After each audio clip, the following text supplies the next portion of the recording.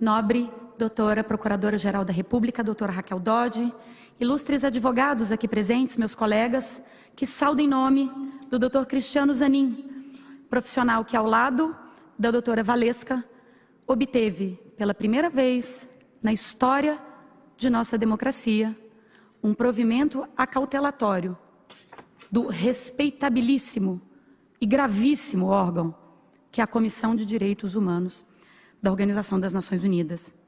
Senhora Presidente, eu inicio minha fala e muito pensei qual seria a maneira mais adequada de iniciar e pensei em um trecho que me parece muito significativo, que diz o seguinte, senhora Ministra Presidente: democracia, liberdade e direitos humanos alcançaram um preciso significado para todas as pessoas ao redor do mundo. Nós jamais podemos permitir que no caminhar histórico nenhuma nação mude estes conceitos até que eles se tornem sinônimos de supressão. Essa fala aplica-se muito bem ao caso concreto, não apenas pelo seu conteúdo, mas porque ela proveio de uma mulher. E essa mulher é Eleanor Roosevelt, mãe da Declaração Internacional de Direitos Humanos, a página mais vigorosa da história recente e moderna da humanidade. Senhores ministros,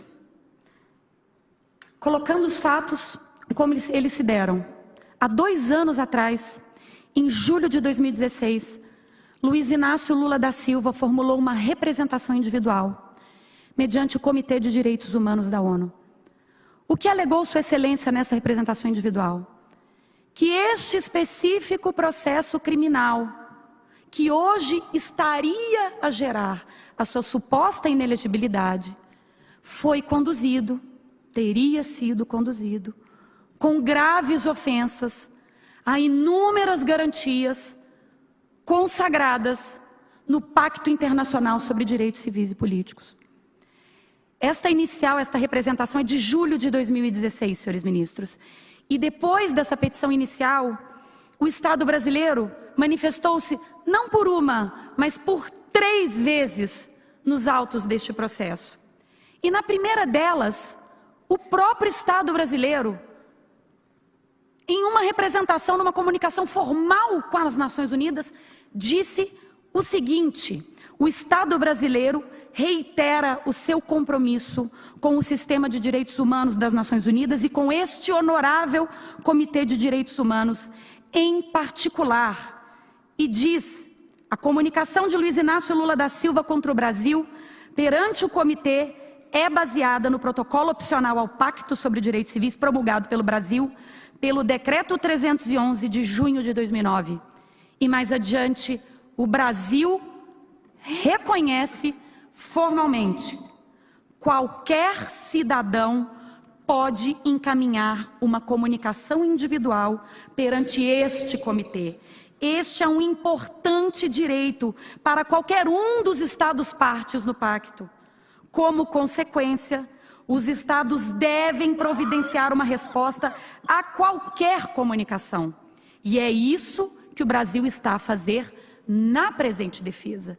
Então, o Estado brasileiro, já na sua primeira peça, em nenhum momento diz que não se vincula, que não se submete, que não reconhece a jurisdição desse comitê, ou que este comitê seria um órgão menor. Muito antes, pelo contrário, desde já reitera o seu compromisso e reforça a importância da democratização do acesso ao sistema internacional de proteção dos direitos humanos. E essa democratização se dá mediante abertura aos indivíduos do direito de petição. Não foi apenas uma, mas outras 2 peças defensivas apresentadas pelo Brasil, e em todas elas o Estado brasileiro reconhece que se submete não apenas ao pacto, como ao seu protocolo facultativo. Senhores ministros, seria irônico, para não dizer trágico, que fosse o Poder Judiciário, justamente a parte do Estado com a função precípua de concretizar e realizar os direitos humanos aquele que viesse a desdizer aquilo que o próprio Estado brasileiro reconhece em suas declarações formais neste processo. Neste processo. Mais do que isso, senhores ministros, o Pacto Internacional de Direitos Civis e Políticos, que integra a Carta Internacional de Direitos, já previu a figura do Comitê de Direitos Humanos. Então, ao contrário do que muitos querem fazer crer, não foi o protocolo facultativo que previu o comitê. O comitê veio no corpo do Pacto Internacional de Direitos Civis e Políticos. O comitê é uma parte integrante do Pacto Internacional de Direitos Civis e Políticos. E por que assim o é, presidente? Porque, do contrário, aquela declaração se converte numa promessa vã. Fica ao talante de cada Estado-parte resolver quando é que o seu comportamento viola e quando é que não viola um direito humano internacionalmente reconhecido. Sem o comitê, não há o pacto. O comitê é um órgão, é uma garantia institucional do próprio pacto. Quando o Brasil aderiu ao pacto, aderiu à soberania do comitê. Justamente para que o cumprimento dos direitos humanos não seja um ato de governo. Os presidentes vêm e vão, um cumpre e outro não cumpre. Os compromissos do Brasil no plano internacional são compromissos de Estado e não de governo.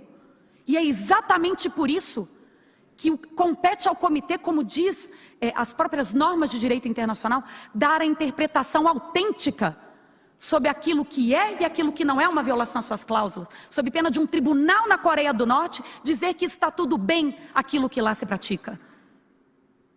Não compete à justiça doméstica se sobrepor à jurisdição que o Brasil soberanamente optou quando aderiu ao ao Pacto Internacional de Direitos Civis, que já prevê o Comitê de Direitos Humanos da ONU. Mas, caminhando um pouco, senhora ministra-presidente, então para que serve esse protocolo adicional tão citado? Este protocolo adicional apenas ampliou o rol de legitimados ativos a irem ao comitê. E disse que o cidadão também pode. Como dito, o próprio Estado brasileiro reconhece essa possibilidade.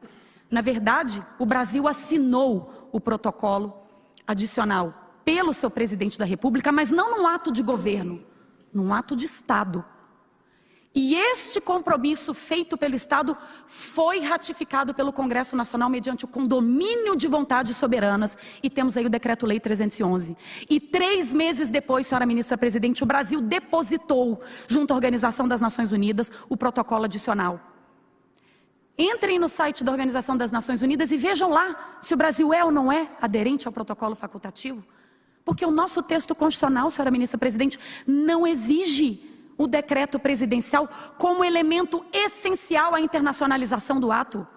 Não está lá na Constituição. O nosso modelo é um modelo bifásico.